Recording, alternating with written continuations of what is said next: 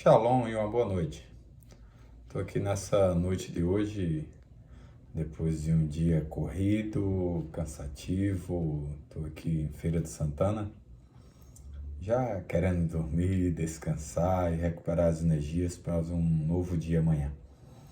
Mas não podendo ser imprudente e omisso com aquilo que o Senhor me confiou, eu gostaria de liberar algo que tenha sido ministrado nesses dias, mas especificamente hoje de manhã, meditando na minha leitura responsiva no livro de Deuteronômio, capítulo 28, Deus me fez lembrar uma situação que vivia mais ou menos 8 anos atrás, quando um funcionário que prestou um serviço na época, e foi uma história que não quero entrar em detalhe, pois ele veio em uma situação complicada na época, situação financeira dele, a gente fez de tudo, o ajudou de todas as formas, o abençoamos com trabalho, com recurso, e para a glória de Deus ele mudou de vida.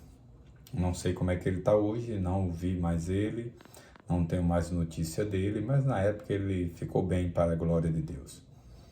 E depois de mais ou menos uns 18 meses trabalhando conosco e encerrando o trabalho, ele simplesmente foi e me colocou na justiça, cobrando algo que eu não devia, e junto com um advogado na época que ele procurou, montaram um pedido de indenização que me assustou. E chamei o advogado, falei para ele para conferir, ver o que realmente existia, porque a minha regra é bem simples com os advogados. Se alguém me colocar na justiça, examine a causa. Se eu dever, não me defenda, só me diga que eu estou errado porque eu quero pagar. Mas se eu não estiver devendo, pode brigarem, pode ir recorrendo até que a justiça seja feita. Mas na época, quando expliquei ao advogado e ele ouviu toda a história, ele pediu para marcar um encontro com o outro advogado e exatamente o funcionário.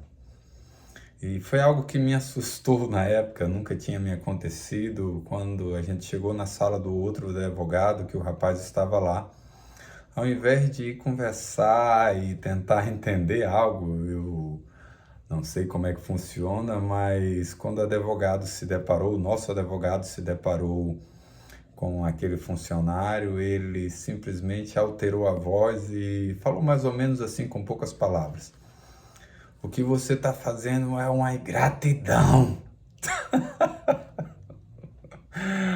Eu fiquei sem saber o que fazer, o que falar, mas era como se fosse espontâneo.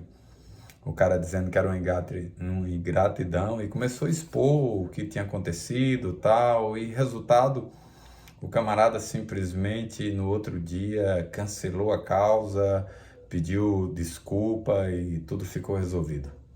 Mas voltando para aquilo que Deus tem ministrado ao meu coração, lendo o livro de Deuteronômio, capítulo 28, versículo 47, diz assim: considerando que não quisestes obedecer e servir ao Senhor, teu Deus, com alegria e bondade de coração, na abundância de tudo que Ele proveu para teu usufruto. Uau!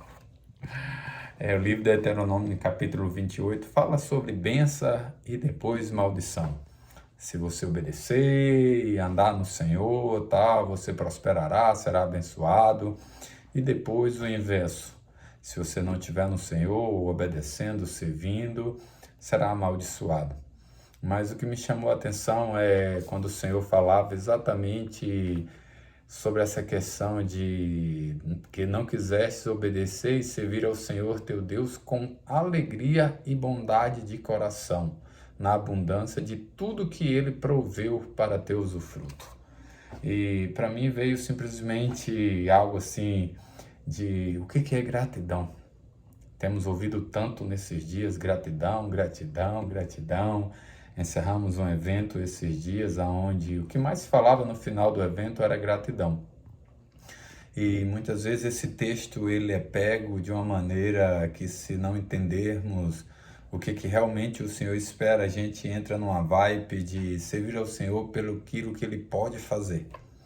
Servir ao Senhor para ser abençoado, servir ao Senhor para o fruto do nosso campo, do nosso celeiro prosperar.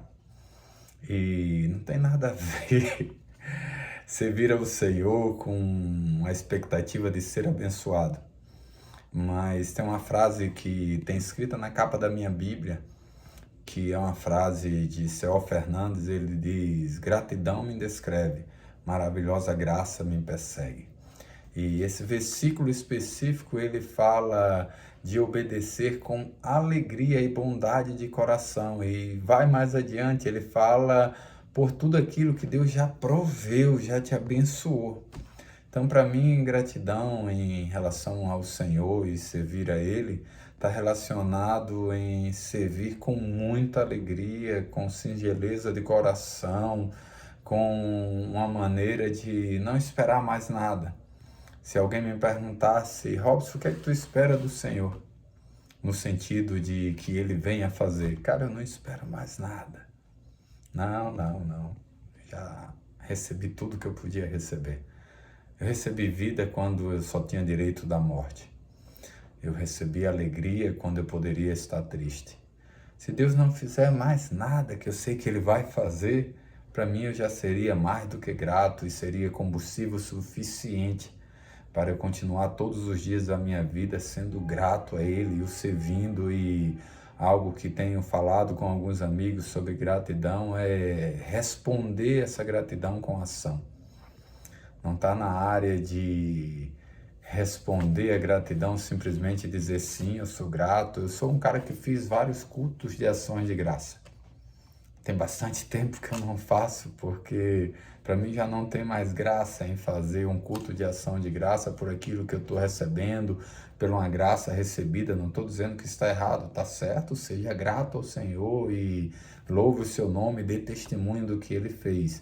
Mas se eu esperar para fazer um culto ao Senhor de ação de graça por algo que Ele vai concluir, fazer, eu acho que aí eu vou estar sendo um ingrato, porque Ele já fez de tudo por mim. Tenho certeza que se você parar um pouco e refletir sobre o Ebenezer do Senhor, sobre tudo aquilo que você já viveu, já usufruiu, já foi abençoado pelo Senhor, você não precisa que Deus faça mais nada para que você seja grato de verdade. O salmista, para encerrar, o Salmo 116, ele chega em um certo ponto, eu acho que versículo 12, ele diz: o que darei eu ao Senhor por todos os seus feitos para comigo? Ele não diz o que darei eu ao Senhor por tudo aquilo que Ele vai fazer, mas por aquilo que Ele já fez. E ele diz: beberei o cálice da salvação, invocarei o seu nome diante de toda a congregação. Que a tua gratidão seja uma resposta para que o nome de Deus seja glorificado através da sua vida. Que mesmo mediante talvez algumas orações não respondidas ainda, talvez seja porque não estamos preparados para receber, mas que você seja grato pelo Ebenezer, pelo até aqui nos ajudou o Senhor.